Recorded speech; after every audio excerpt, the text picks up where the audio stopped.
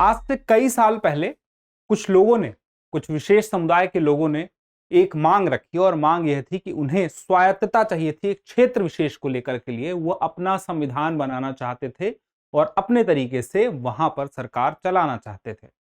वह मांग काफी समय तक वहां पर मौजूद रही उन सालों में। उसके बाद उस मांग को दबा दिया गया क्योंकि वह अलगाव की मांग थी और वह मांग दोबारा से उठ रही है और वह मांग है आपकी किससे संबंधित? खालिस्तान आंदोलन की मांग।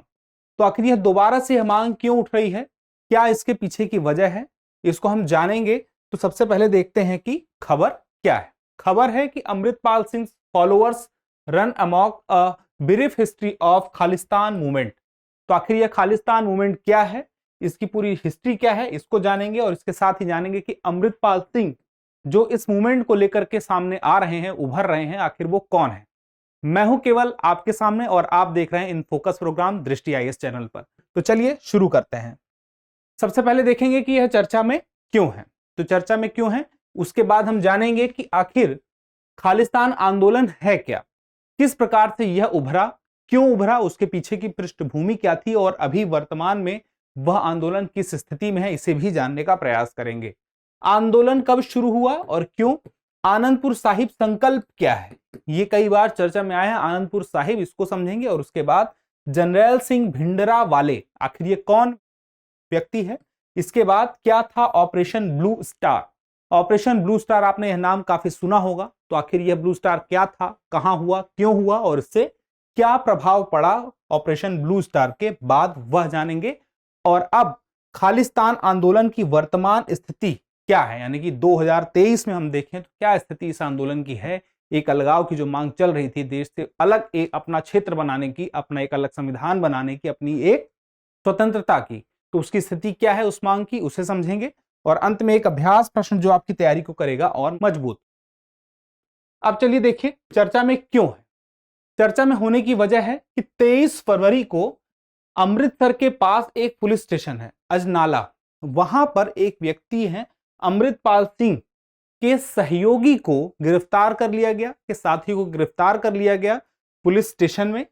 उससे हुआ यह कि अमृतपाल सिंह और उसके साथी वहां पर हजारों की संख्या में आ गए, बहुत सारे हथियारों के साथ आ गए और उसके बाद खास प्रकार का दबाव बना करके अपने साथी को वहां से वे ले गए। तो बात आती है कि आखिर ये अमृतपाल सिंह है कौन। तो अमृतपाल सिंह को जानने के पहले आपको जानना होगा एक संगठन वारिस पंजाब दे। इस संगठन को किसने बनवाया था? दीप सिद्धू, जो कि एक पंजाबी कलाकार थे, एक्टर थे, सिंगर थे, और उन्होंने ही यह संगठन बनाया था वारिस पंजाब दे। कुछ समय पहले ही इनकी एक्सीडेंट में मृत्यु हो गई और उसके बाद अब इसके मुखिया बने हैं अमृतपाल सिंह। तो आखिर अमृतपाल सिंह अब मुखिया बन गया है तो इसकी योजना क्या है, अब समझ में धीरे धीरे लोगों के सामने आ रहा है। और वह योजना यही है, वापस से खालिस्तान की आवाज को बुलंद करना, उसकी मांग की आवाज को बुलंद करना। तो बात आती है कि आखिर यह खालिस्तान आंदोलन क्या है जो फिर से उभर कर सामने आता हुआ दिखाई दे रहा है। तो देखिए खालिस्तान का पहले मतलब समझिए।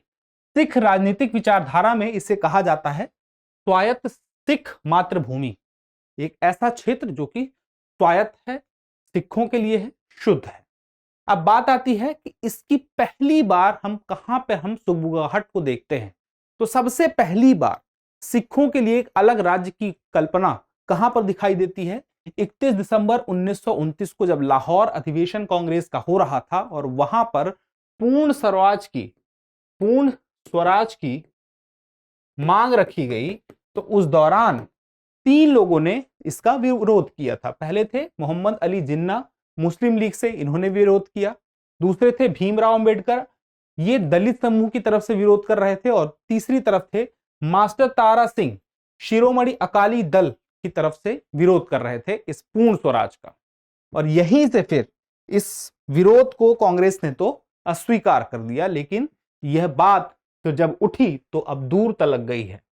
अब बात आती है पंजाबी भाषा राज्य के निर्माण के लिए भी आंदोलन चला, जिसे कहा जाता है पंजाबी सूबा आंदोलन। जब भारत आजाद हो गया था तो आजादी के साथ ही सबसे ज्यादा मुश्किल झेली थी पंजाब राज्य ने, क्योंकि पंजाब का एक बड़ा हिस्सा एक तरफ भारत के पास था तो दूसरी तरफ पाकिस्तान में चला गया था। इसलिए विभाजन के समय बहुत सारी जो हिंसाएं हुई, जो उसकी वजह से तकलीफें हुई, सबसे ज्यादा झेलने वाला कोई राज्य था तो वह पंजाब ही था।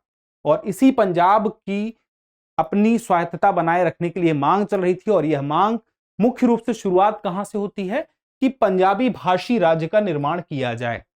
और यह जब मांग शुरू में हुई, जिसके लिए पंजाबी सूबा आंदोलन चलाया गया, उसके लिए राज्य पुनर्गठन आयोग ने सिफारिश की कि 1955 में उन्होंने कहा कि नहीं, भाषा के आधार पर स्वीकार नहीं होगा पंजाब राज्य का पुनर्गठन। लेकिन बाद में मांग स्वीकार कर ली गई। 1966 में पुनर्गठन हो गया और पंजाब बन गया। क्या स्थिति हुई उस वक्त? जो तत्कालीन पंजाब था उसमें जो हिंदी भाषी क्षेत्र था उससे बन गया हिमाचल प्रदेश और हरियाणा। और उसके अलावा जो हिंदू बहुल राज्य तो ये हो गया, पंजाबी भाषी जो था, जो कि सिख बहुल था, वह हो गया आपका अभी वर्तमान का जो पंजाब है। इस प्रकार से अब हुआ ये कि जो क्षेत्र था पंजाबी भाषी वाला पंजाब बना, वहां पर जो यह आंदोलन है खालसा, वह अपना खुमार में आना शुरू हो गया। अब हुआ यह कि 1971 के लोकसभा चुनाव में अकाली दल जो था वह अस्तित्व में धीरे धीरे तो था तो, लेकिन कमजोर पड़ रहा था। इस पंजाब क्षेत्र में जब वह कमजोर पड़ रहा था तो अकाली दल के लोग कहां पर जाते हैं? आनंदपुर साहिब में जाते हैं। आनंदपुर साहिब में ही खालसा पंथ की स्थापना की थी गुरु गोविंद सिंह जी ने। और यहीं पर वो जाते हैं और उसके बाद यहां पर वे क्या करते हैं कि पंजाब राज्य के लिए स्वायत्तता की मांग करते हैं। और स्वायत्तता की मांग में क्या था, जो मैंने आपसे शुरू में बताया था कि वे अपना स्वयं का आंतरिक संविधान बना के राज्य को चलाना चाहते थे। और उनकी मांग सिर्फ इतनी नहीं थी, सिर्फ इतने क्षेत्र के लिए, जितना भी क्षेत्र, वे एक अलग किस्म का क्षेत्र था जिसमें कि वह कुछ बाहर का क्षेत्र भी मांग रहे थे। अब इसमें बात आती है कि इसमें इनके द्वारा कहा गया कि हम अलगाव की मांग नहीं कर रहे हैं। लेकिन धीरे धीरे मांग जब बढ़ती रही, परेशानियां बढ़ती रही, तो उनके मांग के स्वरूप से यह निर्धारित किया जाने लगा कि यह दरअसल एक अलगाव की ही मांग है, उनके कहने से नहीं होता। तो अब बात यहां पे यही आती है कि यहां पर आनंदपुर साहिब में क्या हुआ था? आनंदपुर साहिब संकल्प लिया गया था। और यह संकल्प क्या था? स्वायत्तता की मांग। इस बात को ध्यान रखिएगा। अकाली दल के द्वारा भी हुआ। अभी अकाली दल की ही बात हो रही। अकाली दल के नेतृत्व में जो विपरीत सिखों की आवाज बनकर फिर उभरते हैं कौन? जरनैल सिंह भिंडरावाले। देखिए, जरनैल सिंह भिंडरावाले जो थे वो ऐसे व्यक्तित्व थे जिससे लोग बहुत आकर्षित हो जाते थे। उनके बोलने का अपना अंदाज था। इस वजह से अकाली दल एक तरफ था जो कि अपनी तरफ से खालसा मूवमेंट की शुरुआत तो एक तरफ से देखा जाए तो जो मांग की बात देखते हैं, स्वायत्तता की मांग इनकी तरफ से की गई, लेकिन ये कमजोर पड़ते जा रहे थे। नेतृत्व जो था इनका वह भी कमजोर पड़ता जा रहा था। लेकिन इधर से जरनैल सिंह भिंडरावाले, इनकी आवाज बुलंद थी, स्पष्ट थी, लोग इनसे जुड़ रहे थे। इसी वजह से ये क्या हुए, सिखों की एक प्रामाणिक आवाज के रूप में उभरकर सामने आते हैं। और उसके बाद 1982 में होता यह है कि भिंडरावाले ने अकाली दल के नेतृत्व के समर्थन से धर्म युद्ध मोर्चा नामक एक सविनय अवज्ञा आंदोलन शुरू कर दिया। अब यह सविनय अवज्ञा आंदोलन इस प्रकार से था कि अपनी मांग को मनाने के लिए सरकार को परेशान करने की कोशिश, अन्य धर्म के लोगों को परेशान करने की कोशिश, सरकारी मुलाजिमों को परेशान करने की कोशिश कुछ लोगों के द्वारा की गई, जो एक्सट्रीमिस्ट एक प्रकार से कहे जा सकते हैं।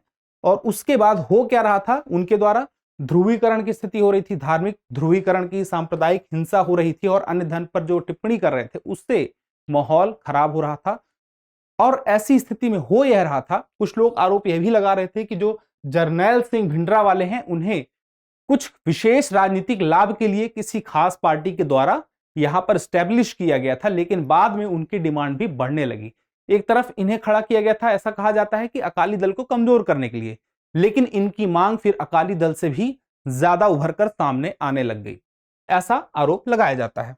अब बात आती है जरनैल सिंह को लेकर के ऑपरेशन ब्लू स्टार को चलाने की।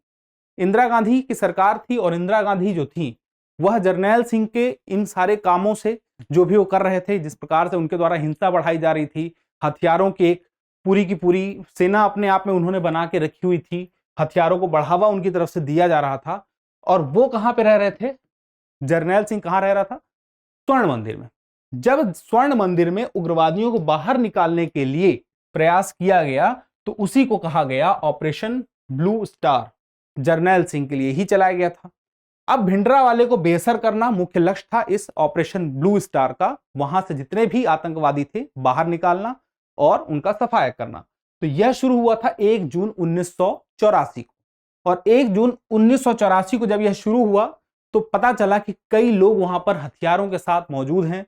भारत की सेना एक तरफ दूसरी तरफ मौजूद थी। काफी लंबी भिड़ंत चली और उसके बाद अंततः हुआ यह कि जो भिंडरावाले था उसको सेना ने मार गिराया और उसके साथ ही सैकड़ों आतंकवादियों को का भी सफाया कर दिया। लेकिन इसमें हुआ यह कि आम लोग भी मारे जा रहे थे और सेना के लोग भी मारे गए। और यह होते होते इसका प्रभाव यह पड़ा कि ऑपरेशन ब्लू स्टार के बाद, दरअसल यह अपने आप में एक माना जाता है कि बेअदबी हुई, स्वर्ण मंदिर की बेअदबी हुई और सिख धर्म की भी बेअदबी हुई।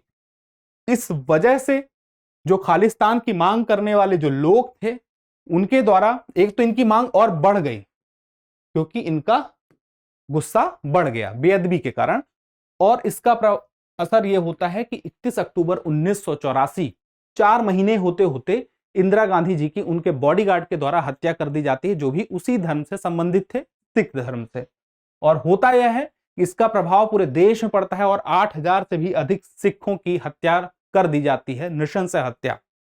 अब इसमें होता यह है, ना सिर्फ यह भारत में हो रहा था, भारत के बाहर भी, विदेशों में भी जितने सिख थे उनके द्वारा भी आक्रोश व्यक्त किया जा रहा था। और ऑपरेशन ब्लू स्टार की वजह से ही आक्रोश व्यक्त करने के क्रम में कनाडा से इंडिया आने वाली एक फ्लाइट थी और वहां पर 329 पैसेंजर मौजूद थे। उस फ्लाइट को बम से उड़ा दिया गया और जिसकी जिम्मेदारी एक वहां के सिख संगठन ने ली जो कि कनाडा से था।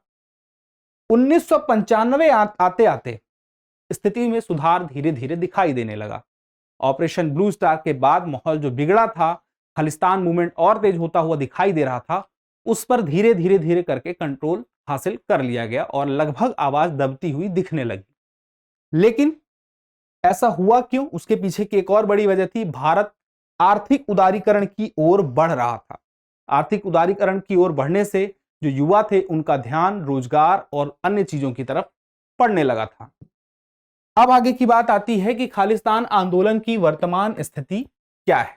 तो देखिए, खालिस्तान आंदोलन करने वाले ज्यादातर लोग भारत में नहीं दिखाई दिए हैं पिछले कुछ वर्षों से, वो दिखाई दिए हैं विदेशों में। विदेशों में वे रहते हैं, भारत आने का उनका कोई विचार नहीं है और वहीं से रहकर वो आंदोलन कर रहे हैं, अपनी बात रख रहे हैं, लेकिन यह उतनी प्रभावी नहीं दिखाई देती है। और मुख्य वजह क्या है?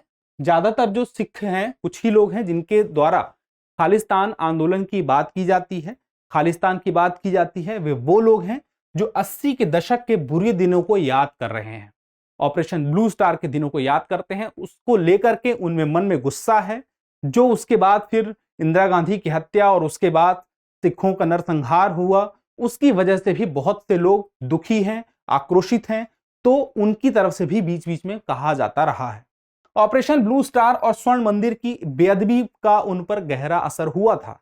और आपको यह बात याद रखना है, गुस्से में इंसान कभी कभी ज्यादा भी भूल जाता है। तो स्थिति वहां पर कुछ लोग ऐसे हैं जो सिर्फ इस वजह से बोल रहे हैं, लेकिन कुछ लोग ऐसे हैं जो राजनीतिक लाभ के लिए बोल रहे हैं और कुछ लोग ऐसे हैं जिनकी अपनी एक विचारधारा है। तो बहुत सारे लोग यहां पर दिखाई देते हैं, लेकिन फिर भी आपको पता होना चाहिए देश में इनकी एक बड़ी आबादी है और सीमित मात्रा में ही ऐसे लोग हैं जो इस प्रकार की अलगाव की बात कर रहे हैं।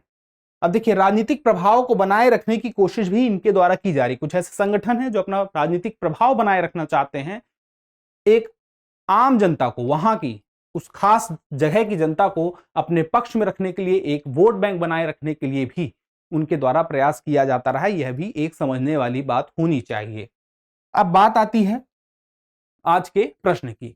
यहीं तक हमारा टॉपिक था। प्रश्न है, पंजाब राज्य का पुनर्गठन किस वर्ष हुआ? आपके ऑप्शन है 1956, 1961, 1966 और 1971। आप अपना उत्तर कमेंट बॉक्स में देना ना भूलिएगा। जल्दी मिलते हैं अगले वीडियो में, तब तक के लिए स्वस्थ रहें, मस्त रहें और पढ़ते रहें। धन्यवाद।